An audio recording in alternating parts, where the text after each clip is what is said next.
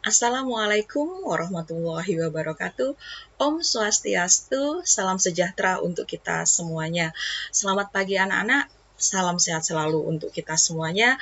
Mari kita tetap bersemangat untuk melakukan pembelajaran daring ya.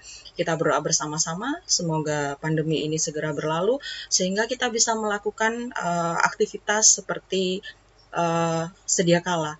Jadi pada kesempatan hari ini di pertemuan kedua di semester 2 untuk mata pelajaran Food and Beverage, Ibu akan menjelaskan tentang materi food plating. Sebelumnya Ibu akan menjelaskan ke kalian tentang pengertian food plating. Jadi saat kalian pergi ke restoran atau menonton acara masak-memasak, pastinya kalian sudah tidak asing lagi dengan hidangan yang tersaji indah, cantik ya. Kreasi hidangan yang cantik tersebut dikenal dengan sebutan food plating.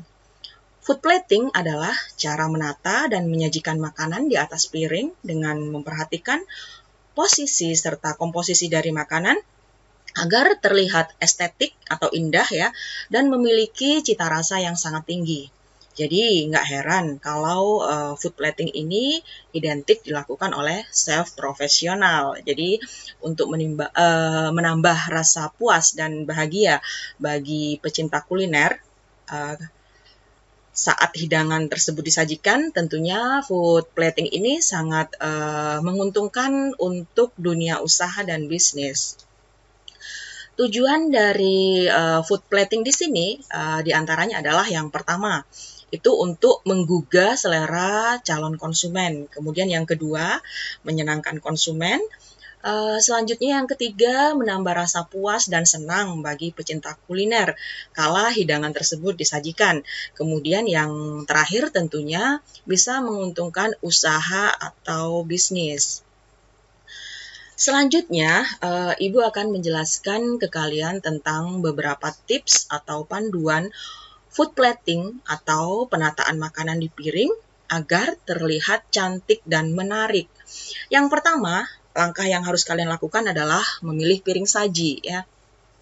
Memilih piring saji di sini yang harus diperhatikan adalah untuk penataan makanan agar makanan bisa menggugah selera. Jadi hal-hal yang bisa dipertimbangkan dalam memilih piring saji yaitu pertama tentang tipenya. Bayangkan saat sajian makanan kalian itu adalah sebuah lukisan yang indah ya anak-anak ya. Sementara piring itu adalah kanvasnya. Jadi makanan adalah titik fokus dan piring adalah medium agar perhatian orang tetap ke makanan tersebut. Karena itu kita mesti menggunakan piring polos, umumnya yang berwarna putih. Dan untuk bentuknya disesuaikan dengan kebutuhan konsumsinya. Bisa kalian pilih yang berbentuk bundar atau bisa yang berbentuk persegi. Kemudian ukurannya pilih ukuran yang proporsional, jadi tidak terlalu besar dan tidak terlalu kecil. Kemudian warna. Warna yang kalian harus pilih adalah warna putih, karena warna putih ini paling banyak dipakai untuk bisnis kuliner, untuk pemilihan piring saji, karena putih ini sifatnya netral, jadi cocok untuk semua jenis makanan ya, sehingga cukup kontras untuk menonjolkan kesan yang diinginkan oleh kita sebagai penjual atau pelaku bisnis. Nah, ini contoh dari pemilihan piring saji ya anak-anak ya. Ini piring sajinya berwarna putih, kemudian ini memang secara umum warnanya putih, hanya ada desain di pinggir piring itu yang berwarna biru. Kemudian yang kedua, tipsnya adalah kalian mengatur letak dan porsi makanan di piring. Istilah ini biasa disebutkan dengan rule of third. Jadi selain warna, cara meletakkan komposisi makanan di atas piring juga penting ya. Jadi rule of third itu mengatur titik fokus penataan ya. Ini yang gambar ini diistilahkan dengan rule of third ya. Jadi mengatur titik fokus penataan makanan diletakkan di bagian agak tepian ya, agak tepian piring, bukan di tengah. Jadi jarang ada lauk atau bahan utama ditempatkan di tengah, melainkan sedikit agak keluar dan saling merapat ya, seperti itu. Kemudian kita untuk komposisi ya, komposisi itu diibaratkan dengan jam. Bayangkan piring adalah sebuah jam. Jadi maka dari itu sudut pandang makanan ya. Jadi bahan makanan protein seperti ayam, daging, ikan, telur ya diletakkan di antara posisi jam 3 ya 9 ya. 3 dan 9 ya. 3 dan 9 ya anak-anak ya. Kemudian bahan karbohidrat ya, bahan karbohidrat seperti nasi, kentang dan sebagainya itu diletakkan di antara jam 9 dan jam 12. Sedangkan sisanya untuk sayuran itu diletakkan di antara jam 12 dan 3 ya. Kemudian untuk meletakkan bahan basah dan kering, aturan umumnya bahan basah di dasar piring, baru kemudian bahan padat di atasnya. Jadi meletakkan yang basah di dasar piring dengan tidak mengganggu tekstur makanan yang renyah di bagian atasnya.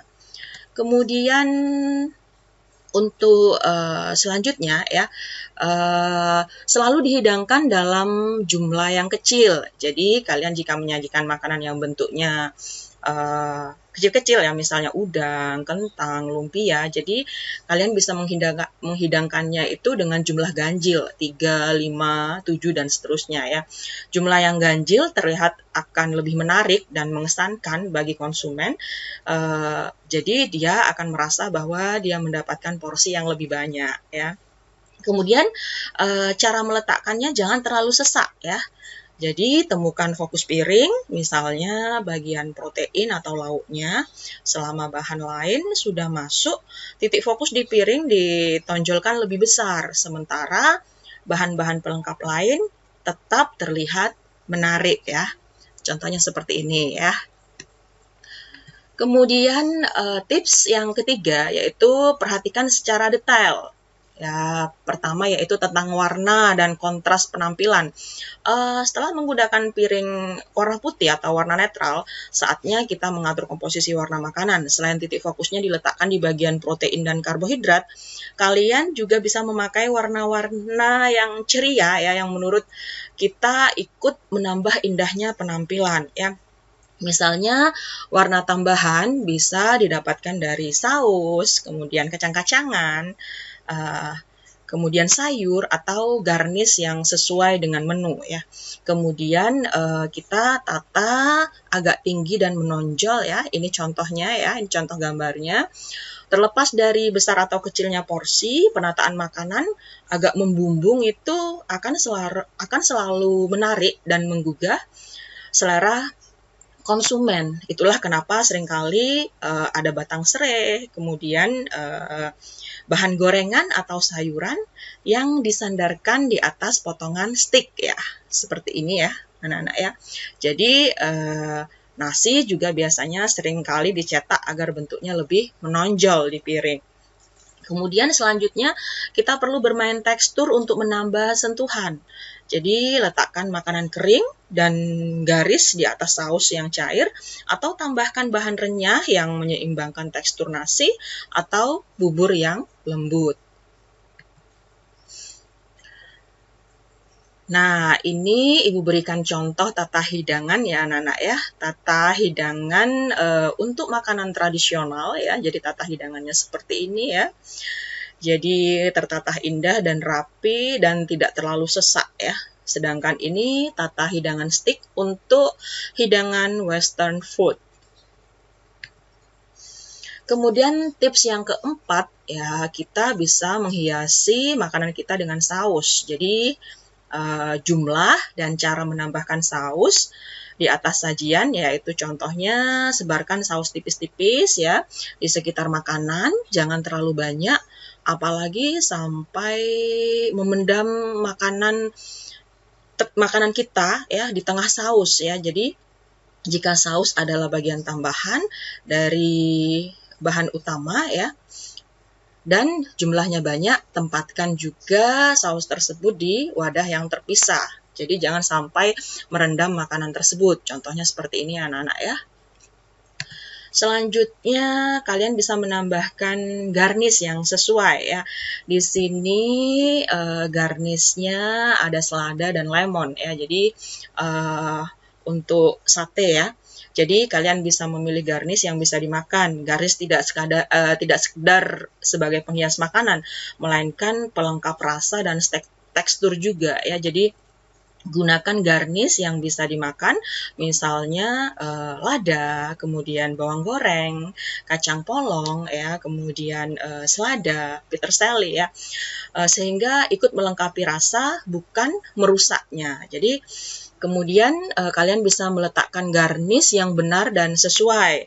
Di banyak sajian garnish ditabur dengan elegan ya, tidak terlalu banyak ya anak-anak ya. Tidak dipisahkan apalagi ditaruh di pojok sendirian. Hindari pula memakai bahan-bahan yang merusak selera sebagai garnish. Misalnya yang bisa merusak selera itu buah-buahan yang rasanya masam, yang tidak nyambung ya, atau mungkin bahan-bahan yang baunya tajam ya, seperti itu anak-anak. Nah, ini adalah contoh pemilihan garnish dan penyajian menu ya. Di sini ada menu cumi asam manis ya.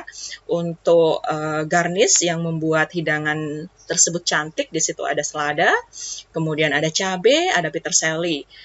Yang di sini ada nasi goreng ya anak-anak ya. Disaji dengan cukup cantik ya, dengan telur dadar yang tipis, dan garnishnya di situ ada timun, peterseli dan tomat ya. Oke anak-anak, untuk kesempatan hari ini Ibu akhiri dulu. Sebelum Ibu akhiri, ada istilah pepatah yang mengatakan bahwasanya every new day is another change to change your life to get better. Yang artinya setiap hari baru adalah sebuah kesempatan untuk mengubah hidupmu menjadi lebih baik. Sekian dari Ibu dan terima kasih. Sampai jumpa di pertemuan berikutnya. Selamat pagi anak-anak.